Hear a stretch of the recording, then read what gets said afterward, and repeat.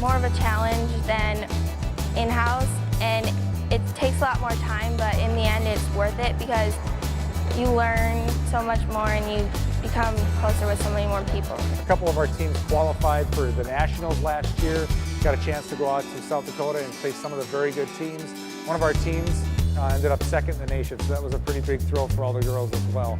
And it's a nice springboard for people that are coming into the program to see what kind of success we have so that they can expect that they're going to be playing at the highest level for years to come. When we went on a trip to South Dakota, we became really close with other teams, and they were super good, but it was a good relationship that we had with them, and when we were playing with them it was a lot more fun than if we wouldn't have known them at all.